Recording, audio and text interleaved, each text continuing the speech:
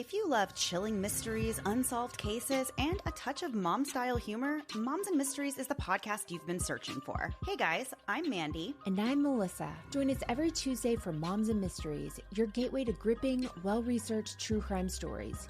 Each week, we deep dive into a variety of mind-boggling cases as we shed light on everything from heists to whodunits. We're your go-to podcast for mysteries with a motherly touch. Subscribe now to Moms and Mysteries wherever you get your podcast. Criminology is a true crime podcast that may contain discussion about violent or disturbing topics. Listener discretion is advised.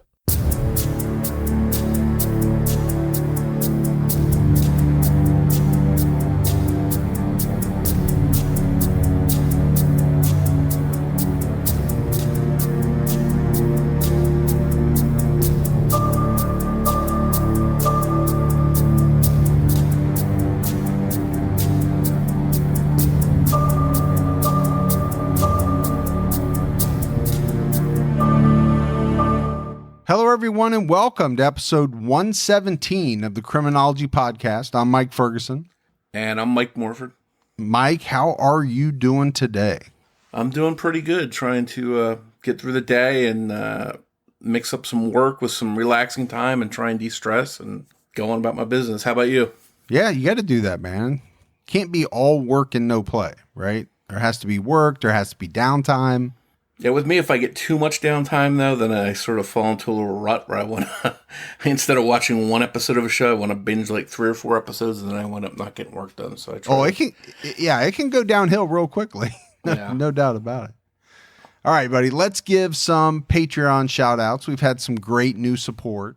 We had Amelia Owens, Kat Jorgantis, Kelly France, Ivy Lee, Megan Houghton, Chris Barker, and Kaylee Burkett. So big thanks to all of our new supporters. Thanks for all of your support. It goes a long way to helping put out the show, and we appreciate it. We can't say that enough. And anyone that's thinking about supporting Criminology on Patreon, they can do so by going to patreon.com/criminology. All right, buddy, let's jump right into this case. In this episode, we're talking about an infamous and bloody shootout between 8 FBI agents and 2 bank robbers. The 1986 shootout, which took place in Miami, Florida, lasted barely 10 minutes. But when the shooting finally stopped, both of the bank robbers were dead, as well as 2 FBI agents, and 5 other agents lay wounded. What started out as a typical morning of surveillance for the agents ended as the deadliest day in the history of the FBI. The short and violent shootout in which the agents were outgunned led to the introduction of more powerful handguns and ammunition in numerous police departments nationwide, including more powerful semi-automatic weapons for FBI agents. In this episode, we're going to talk about the brave agents who took on these 2 criminals and how their worlds collided on that deadly day in 1986. Agent Benjamin Pete Grogan was born on February 26, 1933. He taught Latin and biology at Marist College in Atlanta before deciding to alter his career path, joining the FBI in the early 1960s. He married his wife Sandra in 1970. Sandra worked as a clerk before finding employment as an investigative employee in the Fort Lauderdale FBI office. Cops and lawyers familiar with Grogan's investigative work called him the Doctor. He had an eye for detail and often took the jobs nobody else wanted or could do. For example, when a secret listening device had to be installed in an unusually difficult situation, other agents knew who to call. They called the Doctor. Grogan became South Florida's top expert on bank robberies, extortions, and kidnappings. He taught firearms courses and headed the FBI SWAT teams in the Miami office. He also trained with the Army's elite Delta Force. Agent Gerald Jerry Dove was born on January 19th, 1956 in Charleston, West Virginia. He attended Marshall University in West Virginia and earned a law degree from West Virginia University. Dove practiced law with the State Attorney General's office and became a legal instructor for the state police. After joining the FBI in 1982, Dove spent time in the Huntington, West Virginia, and San Diego offices. In 1984, Dove transferred to Miami, where he was assigned to work bank robberies and extortion cases. He was an only child and stayed in touch with his mother, Patricia, in West Virginia. Dove was single and living the bachelor's life. Both Agents Grogan and Dove loved the excitement of working in South Florida, and they believed their work made a difference in an area where crime was ever expanding. In April 1986, Agent Grogan, who was 56, and Agent Dove, who was 30, were part of a joint FBI Metro police investigation of bank and armored car robberies. At 9:30 a.m. Friday, April 11th, 1986, Dove and Grogan and over a dozen other FBI agents were staking out several South Dade banks, expecting members of the Rock Pit Gang to rob one. The Rock Pit Gang were suspected to be an organized group of criminals who had possible ties to neo-Nazis, and that the money stolen from the heist could be used to finance any number of illegal activities. The gang liked to hit banks on Fridays when the banks were the busiest. As they surveilled the area that they had staked out, Agents Dove and Grogan saw a black Chevrolet Monte Carlo pass by several times. They became suspicious and fell in behind the car and followed it. The agents radioed in and checked records, confirming that the Monte Carlo belonged to a man named Jose Collazo, who had been attacked while target shooting. Both his car and gun had been stolen during the attack. The agents then radioed for backup. As Grogan shouted directions over the radio, Special Agent Edmundo Ed Morales Jr., who was 33 years old, loaded his shotgun while riding in a car driven by 48-year-old Special Agent John Jake Hanlon. Morales and Hanlon slipped in behind Agents Grogan and Dove and the black Monte Carlo. Behind them was another agent, Richard Manazzi. When they reached Southwest 82nd Avenue, Grogan yelled out over the radio, "Felony car stop, let's do it." Morales heard Grogan and Dove turn on their car siren. Manazzi caught up to the Monte Carlo and rammed it from behind, causing his door to swing open. As the suspects began to make a U-turn, Manazzi rammed the Monte Carlo again. The suspect's car crashed against a tree, wedged in by Manazzi's sedan. In the front yard of a house on Southwest 82nd Avenue in a suburban middle-class Kendall community called Sunderland. Before the black Monte Carlo came to rest, trapping the two men inside, Morales and Hanlon had swerved to the right to avoid a collision and slammed into a brick wall at a Florida Power and Light substation. When the cars finally came to a stop, Agent Manazzi desperately searched for his gun. Out of the corner of his eye, he saw the Monte Carlo driver's door open and the large barrel of a shotgun pointing right at him. Unarmed, he attempted to save himself by rolling out of the car. Right away, he heard a loud explosion and felt something hit him in the back. At the time, he didn't realize it, but he had been shot. He got up and crossed the street, still looking down for his gun, which he thought had fallen out of his car when his door opened. Then Manazzi was hit again, on his left arm and side. Agent Grogan had pulled behind the Monte Carlo, and Agent Gordon McNeil's car had stopped perpendicular to the rear of Manazzi's car. It seemed as if by the car's positions that the FBI agents had the upper hand and would be able to surround the two men inside the Monte Carlo. Morales jumped out of his vehicle, shotgun in his right hand, and peered through the dust cloud that had filled the air. Hanlon ran to the rear of Grogan's car. He saw Agent Grogan standing by the driver's side door with his right arm outstretched, shooting towards the Monte Carlo. Hanlon aimed his .38 revolver at the rear window of the Monte Carlo, where he saw two silhouettes in the front seat. After firing several times, he got on his elbows and knees to reload. Unbeknownst to Hanlon, both men inside the car had made their way out and began to open fire.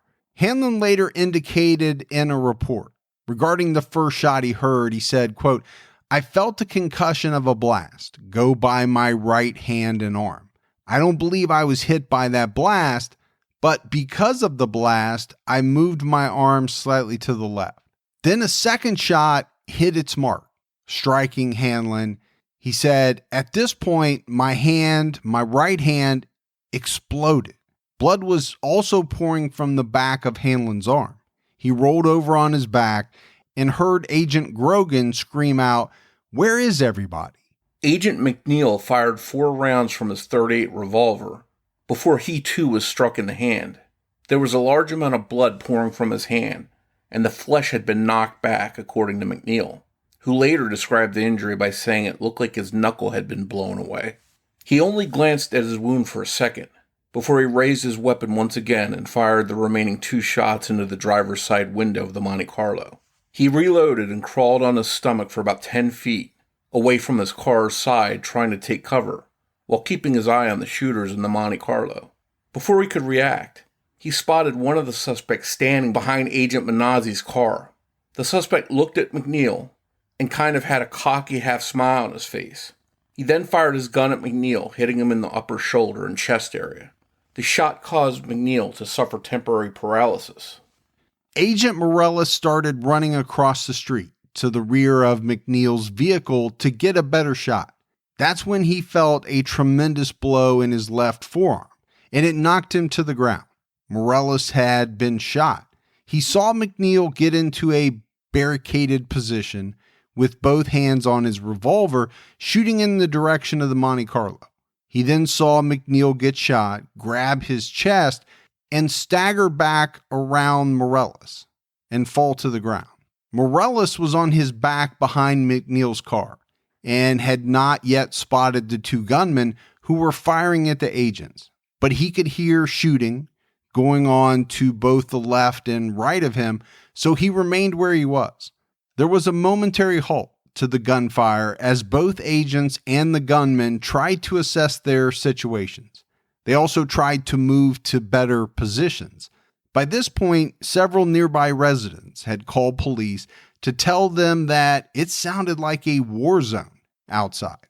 One caller told the 911 operator that he thought the shooting was over.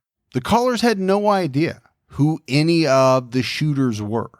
A witness named Pam Johnson, who was working in a gallery across from the shootout, later told the Miami News that she saw a man dressed in olive fatigues run across a lawn holding a weapon. She said, quote, "like a submachine gun. Then he just started firing. The other guys behind the car started shooting at him, and then it was a gun battle." Johnson also saw 2 cars crash, ending up in a V formation behind another car. When she saw one of the men coming toward her, she ducked behind her 1973 BMW. She added, quote, "I've never seen gunfire before. I've never seen men die. At first, I didn't believe it. I've been so television conditioned that I didn't know what danger I was in. And then it hit me. I thought, my God, I'm ducking behind my car for my life." The pause in the shooting was only temporary. After a few minutes, it started back up to Agent Morales' right. He crawled on his back and worked his way around the back of McNeil's car, looking from under the bumper just in time to see Agent Grogan get shot and fall face down by the left rear of his car.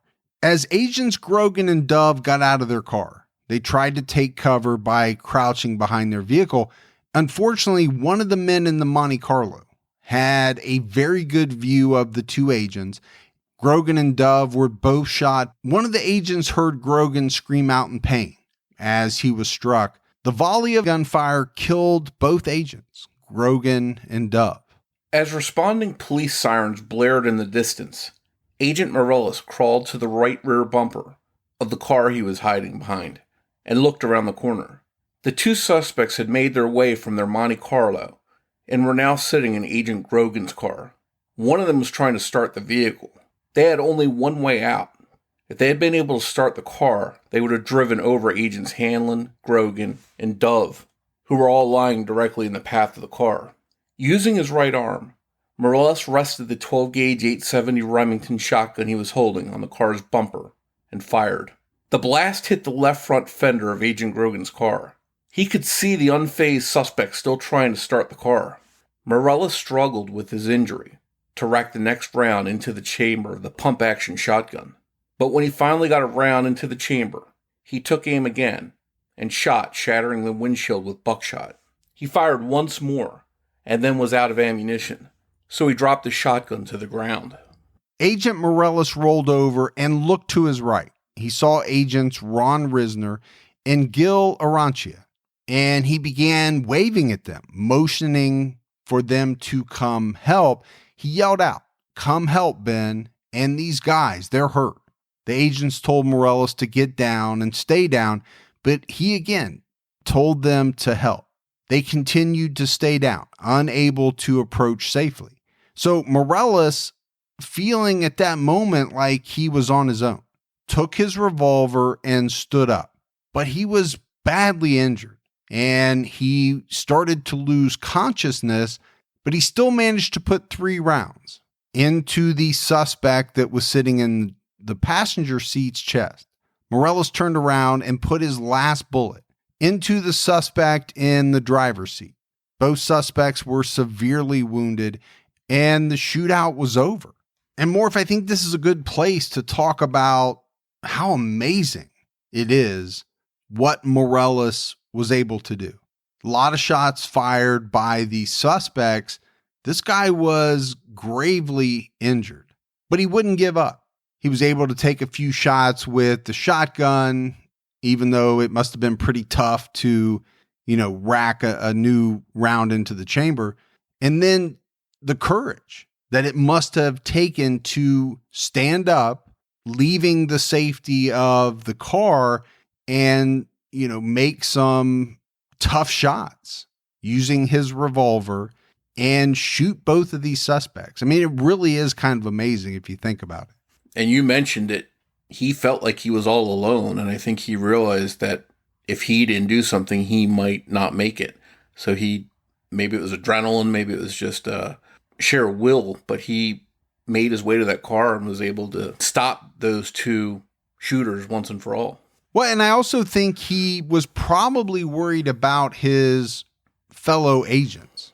He probably knew that they were in front of the car. Okay, if this guy gets this car started, he doesn't know what condition all of the agents are in, I'm sure. He had to have been thinking, I can't let this guy run over my fellow agents. I just can't do it. After the shooting finally ended, dozens of FBI agents, Metro-Dade, and Miami police officers swarmed the area. Agent Risner walked to the passenger side of Agent Grogan's car. The 2 suspects were unconscious but still breathing. Risner reached in and grabbed a shotgun and another gun and put them on the ground. He then pulled the driver out of the Monte Carlo. On the other side of the car, Agent Robert Ross and a Metro police officer pulled the other suspect out. As they did, a Ruger Mini 14 fell out onto the sidewalk. A witness named Bob Stebbins, who lived 3 doors from the shootout, was working on the tulips in his garden when the shooting started. He later said, "It looked like a visit to Tamiami gun shop."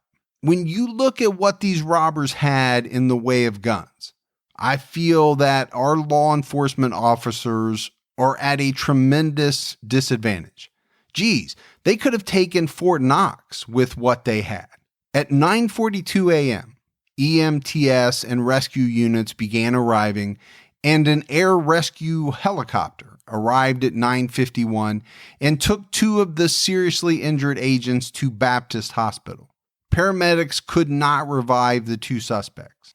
Agents Grogan and Dove were declared dead at the scene, and their bodies were covered with yellow plastic sheets. The suspects' bodies were left out in the sun, uncovered. 2 witnesses reported seeing 2 different law enforcement officials walk over to the suspects' bodies and repeatedly kick them. The shootout lasted less than 10 minutes. There were 8 FBI agents on the scene. Dove and Grogan were killed. 5 others were shot. Of the 5 injured, 3 had severe injuries, and 2 suffered minor wounds.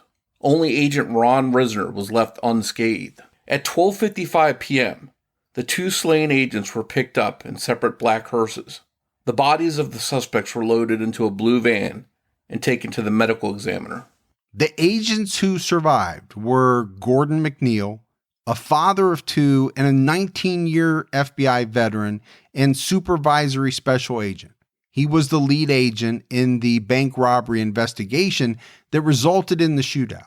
Special Agent John Hanlon suffered a gunshot wound to his groin. He had been with the FBI since 1963, and he didn't mind the long days and crazy hours that came with the job. He managed to get a law degree, and just a few months before the shootout, he had taken the Florida bar exam. Both he and McNeil were taken to Baptist Hospital and listed in stable condition. Special Agent Ed Morales, an agent since September 1979, had worked with Benjamin Grogan in several kidnapping investigations. His most significant case was the 1983 kidnapping of the wife of a former ambassador to the United States. Morales served as the lead agent of the Washington, D.C. field office in that investigation. He was listed in critical but stable condition after being shot in his left forearm. Richard Manazzi was 43 years old. He had been with the FBI for 15 years.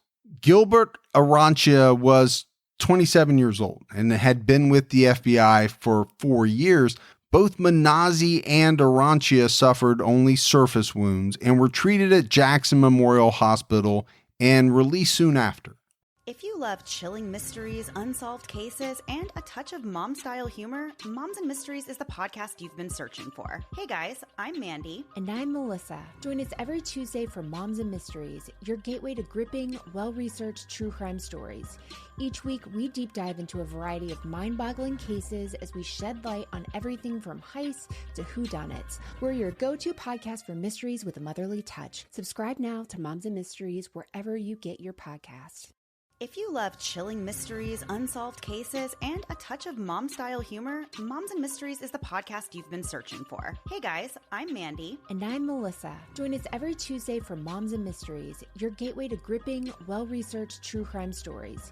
Each week, we deep dive into a variety of mind-boggling cases as we shed light on everything from heists to whodunits. We're your go-to podcast for mysteries with a motherly touch. Subscribe now to Moms and Mysteries wherever you get your podcasts.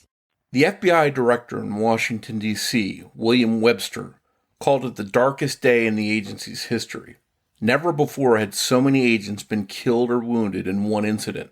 President Ronald Reagan called the Grogan and Dove families the day after the shootout and joined agents, friends, and relatives in mourning the agents. The shooting deaths of Benjamin Grogan and Jerry Dove brought the total of agents killed in the line of duty to 29 since the Bureau began in 1908. And it was the first time since 1979 that 2 agents were killed in a single incident. Prior to the Miami shootout, the worst day of violence in FBI history occurred on August 9th, 1979, when 3 agents were killed in 2 separate shootings. 36-year-old agent Johnny Oliver was shot in Cleveland by a fleeing kidnapper and robbery suspect on the same day in El Centro, California. A former social worker broke into an FBI office and gunned down 2 agents, 45-year-old Robert Porter and Charles Elmore, who was 35. The shooter was wounded by one of the fallen agents who returned fire, and before other agents could apprehend him, the shooter took his own life. The FBI poured all of their available resources into investigating the Miami shootout and the 2 gunmen at the center of it. The dead suspects were identified through fingerprints as 34-year-old William Maddox and 32-year-old Michael Lee Platt. Both men lived in South Dade, Florida. The men were suspects in 2 robberies of the Barnett Bank branch on South Dixie Highway earlier that year. Police said Maddox and Platt were members of the Rock Pit Gang, a small, ruthless group of criminals whose robberies had terrorized armored car drivers, bank customers, and target range shooters in Dade County since at least October 1985. Authorities estimated that the take from their robberies was more than $100,000, but the exact amount is unknown. Ballistic tests and analysis, coupled with autopsy reports, showed that Michael Platt killed agents Grogan and Dove, and that Platt wounded at least 1 agent with a 12-gauge shotgun. Special Agent Ed Morales was seriously injured in his left forearm by Maddox. It was also determined that Agent Morales shot Platt in the foot with a shotgun. Then, severely wounded and with a shotgun empty, he charged the 2 gunmen with his .38 revolver Each man was hit in the spine with slugs from Morales' 6-shot Smith & Wesson. Both of the gunmen, Maddox and Platt, were paralyzed instantly from the neck down. Maddox was also hit in the face at least once by a bullet from Morales' handgun. The facial wound wasn't immediately fatal, but Maddox would have drowned several minutes later in his own blood. According to reports, FBI agents and the two suspects exchanged at least 131 shots during the shootout. 40 of the bullets were fired by Platt, who carried a .223 caliber Ruger Mini 14 rifle and two .357 revolvers. He fired the two revolvers 3 times each without hitting any of the agents directly. The investigation revealed that Platt did practically all of the shooting. Maddox was armed with a shotgun loaded with birdshot. He fired only once, hitting the front of an FBI car. 4 of Platt's shots killed agents Benjamin Grogan and Jerry Dove at near point-blank range as they crouched behind an FBI car. Another bullet hit Dove's 9mm service pistol, destroying it. Platt shot Dove once in the back. When Dove collapsed to the pavement, Platt shot him twice in the head. One bullet grazed his forehead, and the second entered his brain above his right eyebrow. Grogan was shot once. The bullet perforated both lungs and cut his aorta, the main artery carrying blood from the heart. Another bullet grazed his left leg. Special Agent Ed Morales shot Platt a total of 12 times and Maddox 6 times. Platt was hit in the chest, the right arm and leg, and both feet. One bullet lodged in his spine. Agent Morales hit Maddox in the face and neck, and another entered under his right eye and struck his spine. He had also been shot in the face, jaw, and right forearm. Tests showed no evidence of drugs or alcohol in either of the gunmen's blood. At the time of the shootout, police were on the lookout for another stolen vehicle, a white 1984 Ford F-150 pickup with an orange stripe down the side. It had been driven by Maddox and Platt and stolen by members of the Rock Pit gang. 5 days later, an anonymous tip led them to the truck, located just a few blocks from the shooting scene. Investigators concluded that the two planned to dump the Monte Carlo after the bank robbery and flee in the pickup truck. Agents briefly looked into the possibility that Maddox and Platt were part of a terrorist group, but they found no evidence linking them to any such group. In the days after the deadly shootout, FBI agents showed up at Maddox's home with a search warrant. They seized several guns, including a .38 caliber Smith & Wesson revolver that was stolen from Jose Collazo, the owner of the stolen Monte Carlo that Maddox and Platt were driving when the shootout happened. They also found a fully loaded .357 Magnum revolver, a 12-gauge Savage shotgun with a sawed-off barrel, and a Glenfield Model 60 Marlin .22 caliber rifle. Agents also confiscated ammunition, gun cleaning equipment, 2 walkie-talkie style radios, a canvas bag containing a small machete, and clothing that may have been used in some local robberies. Agents seized 4 weapons from Platt's house, but they didn't release information about what exactly those weapons were. Those who knew Maddox and Platt were surprised when they found out they were violent criminals. The two most definitely lived dual lives. Maddox and Platt were best friends. The two met in Korea as military policemen with the U.S. Army Elite Rangers. They had a lot in common. Both got married and had children. Both lived in nice homes a few blocks from each other in Miami. And both lost wives to violent deaths almost exactly a year apart. William Maddox was a born-again Christian who enjoyed giving testimony in church to the memory of his deceased wife. In 1985, he was profiled in a local Christian family magazine called Home Life. And he said, quote, "From all of this, I've learned to live one day at a time." Maddox dated a woman in 1985 who described him as a gentleman who read magazines and treasured his 2-year-old daughter.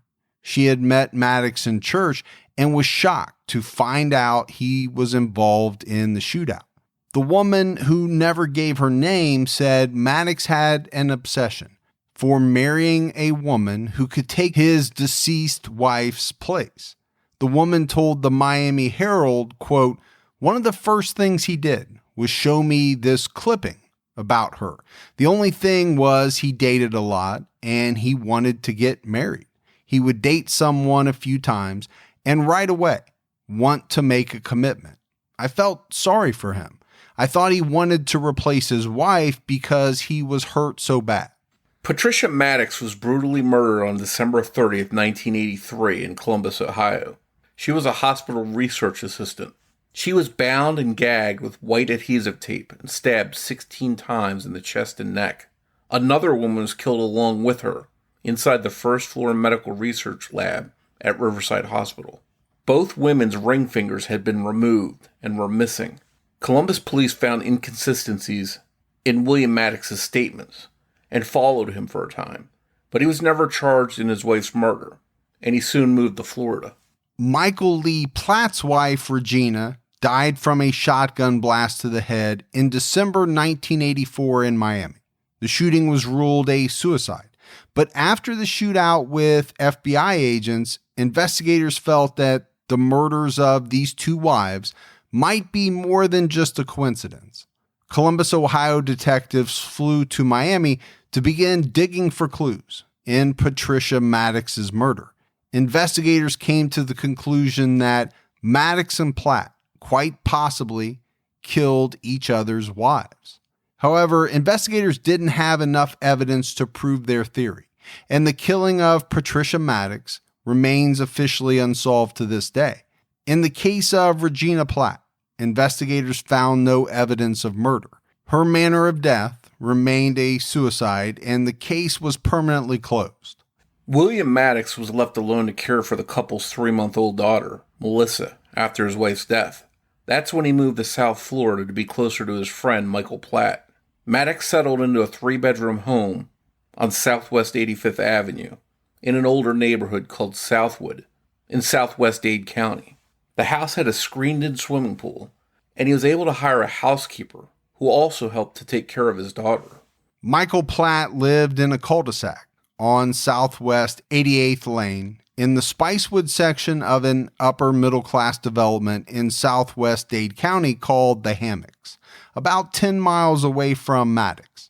He had a lot of expensive items and several vehicles such as a brown Jaguar, a Jeep Renegade, a pickup truck, a motorcycle, and a white Chevy Blazer.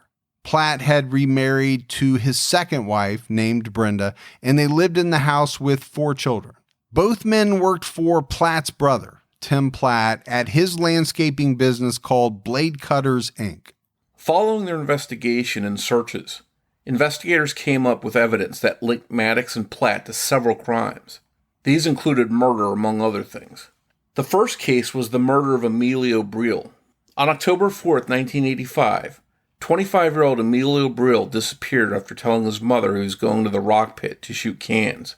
He was driving his father's gold 1977 Chevy Monte Carlo. Both Briel and the Monte Carlo he was driving went missing. 5 months later, his body was found on March 1st, 1988, by 2 men hunting for cactus in the Everglades. On October 16th, 1985, 12 days after Emilio Briel vanished, a Wells Fargo armored truck guard was wounded in the left thigh during a shootout with a robber outside a Winn-Dixie store on Southwest 104th Street. The robber escaped without the cash in a green American-made car driven by another man. Investigators linked Maddox and Platt to this robbery. On January 10, 1986, a Brinks armored truck was robbed by 2 masked men outside a Barnett Bank at 13593 South Dixie Highway. One of the robbers shot the guard at close range with a shotgun. As the guard lay on the ground, the other robber shot him twice with a rifle. The robbers threw 2 Brinks bags into a gold Monte Carlo and fled the scene. The guard survived the shooting. Later that day, police found Emilio Briel's missing Monte Carlo abandoned in the parking lot of a Brudine's warehouse. Perhaps the easiest case investigators tied Maddox and Platt to was the attack and robbery of Jose Collazo, who we mentioned a couple of times so far in this episode, on March 12, 1986. 30-year-old Collazo, who was a target shooter, was at the rock pit, located south of Tamiami Trail at 157th Avenue, when he was held up by two white males in their late 20s or early 30s. The men ordered him at gunpoint into a nearby canal, shot him 4 times, then stole his car and the gun that he had been shooting. He survived by playing dead, then crawled out and walked 3 miles for help. Since Collazo's gun was found in Maddox's home and the shooters were driving his stolen vehicle, I think Morf, this was really kind of a no-brainer for agents to tie Platt and Maddox to this robbery. Yeah, imagine being shot multiple times, having to play dead, and then walk miles to get help. I can imagine it. I sure as heck don't ever want to go through it, but I would say it has to take a lot of, intestinal fortitude. I mean, to be shot 4 times, knowing that, okay, I can't just lay here. I'm going to die. I have to crawl, walk, get up, whatever I have to do. I've got to get to help. Luckily, he was able to survive those injuries and tell police what happened to him. Maddox and Platt were also suspected in an unsuccessful attempt to rob a bank teller at the Florida National Bank on South Dixie Highway on November 8, 1985.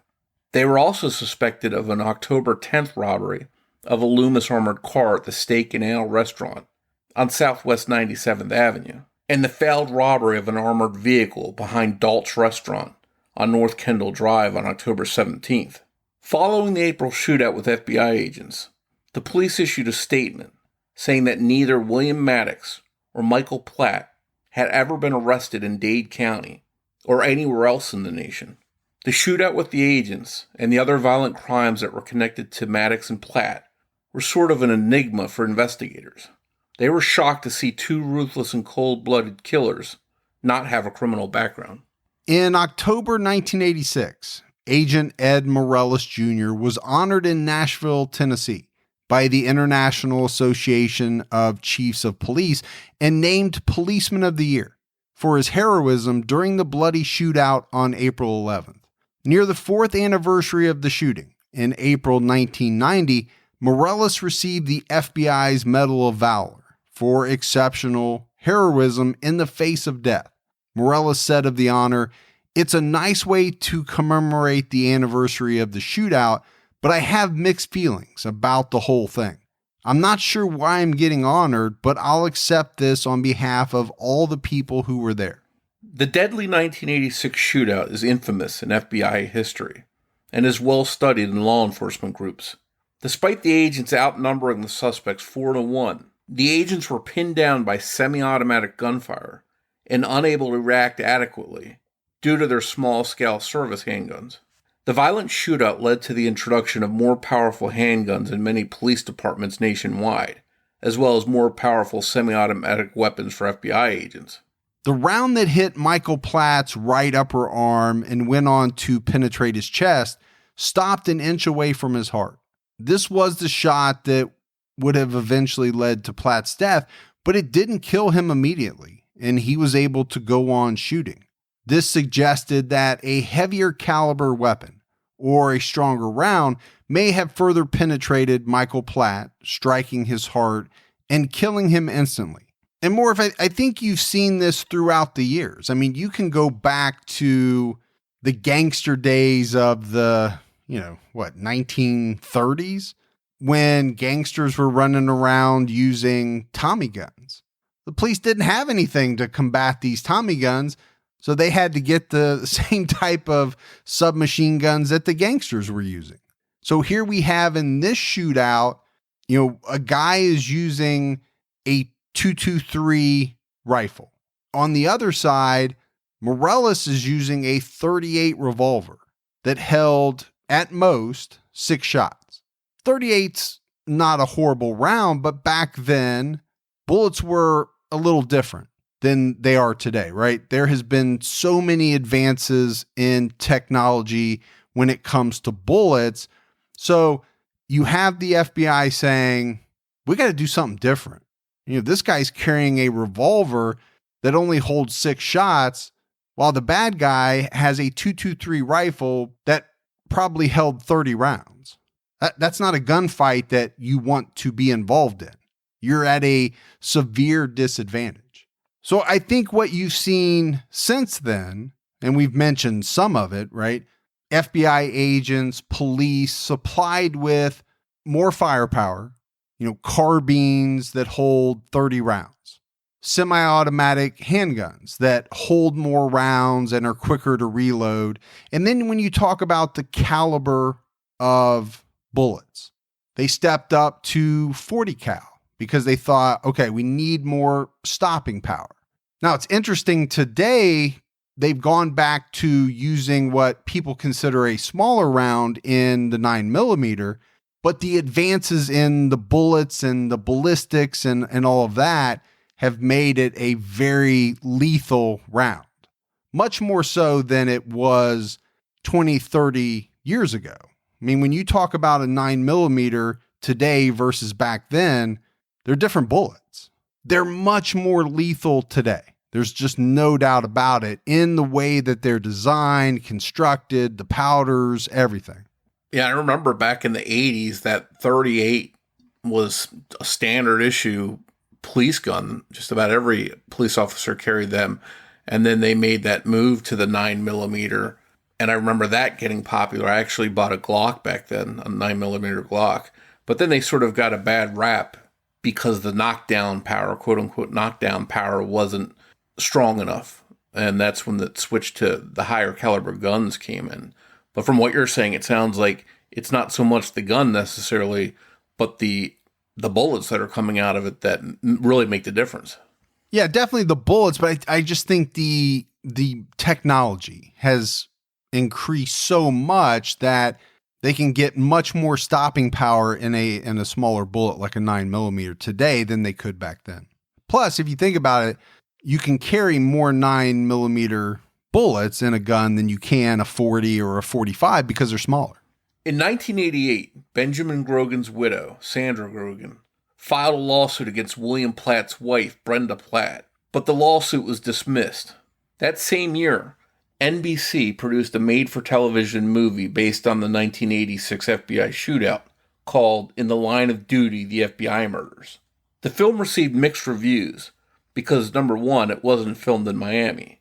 They shot it in Tampa, and the colors of the FBI cars during the chase and shootout were not the same colors as the actual vehicles. The movie starred David Soul from Starsky and Hutch, and Michael Gross, the dad from Family Ties, as the bad guys. Not two of the guys you'd think of right away when picturing Ruthless Gunmen. But I thought they were pretty good in the movie. Did you see it, Mike? No, I didn't see it. And to be honest with you, I don't watch a lot of made-for-TV movies. But that, David Soul, I can kind of see. Michael Gross seems so far removed from the ruthless bad guy because all I can think about is the dad from Family Ties. Every time I see him, that's all I can think about.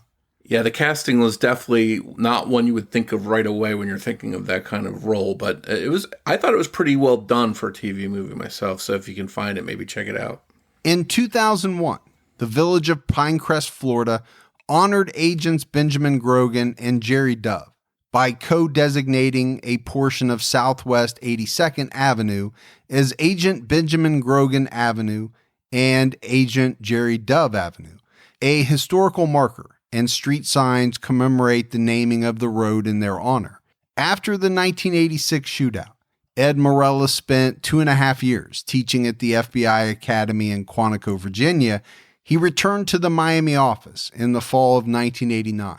He wrote a book on the deadly shootout titled FBI Miami Firefight in 5 Minutes That Changed the Bureau. And I kind of touched on it a little bit earlier, Morf. I think in reaction to the shootout, obviously the FBI and police departments across the country, they changed some of their protocols. And that's what seems like always happens, right? It happened back when the gangsters were running wild. They had faster cars than the police. They had better weapons than the police. So the police and the FBI, they had to change things up in order to combat these criminals. The other thing I often think of is that criminals, they don't care about the law.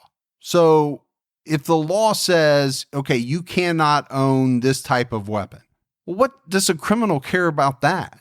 If they can get their hands on that type of weapon and it's more powerful than what the police have, they're going to do it. Yeah, especially if they're hell-bent on causing massive destruction, or their ultimate goal is the deaths of who they're shooting against. They want the best weapons, and just because they're not allowed to have them isn't going to stop them. No, it's definitely not. And I think, that's why you see right now the FBI, police, different types of agencies, they are allowed to carry weapons that the public can't purchase or are not supposed to be allowed to have, because they have that advantage of having more firepower than the criminals should be able to have. One thing from this episode that really blew me away was the amount of FBI agents that have been killed in the line of duty up until this point. What was it, 29? Yeah, 29 from 1909 to 1985? Yeah, it was a lower number than I thought. Thankfully, it was a lower number. But you just think of all the interactions across the country and all the bad guys that the FBI deals with, that you would think that number might be higher. I was shocked by that number as well. I mean, it's a good thing that it's low, but in that span of time, just think about how many police officers have lost their lives. The number is astronomically higher. I was really shocked by that. Thanks goes up to Debbie Buck at truecrimediva.com for writing and research assistance in this episode. If you love the show and you haven't done so yet, take a minute. Go out, give us a 5-star rating. Keep telling your friends. Word of mouth goes a long way towards helping out the show. If you want to find us on social media, we're on Twitter with the handle @CriminologyPod. You can also find us on Facebook by searching for Criminology Podcast, or by joining our Facebook discussion group, Criminology Podcast Discussion and Fans. All right, Morf, that is it for another episode of Criminology. But we'll be back with everyone next Saturday night with a brand new episode. So until then, for Mike and Morf, we'll talk to you next week. Take care, everyone.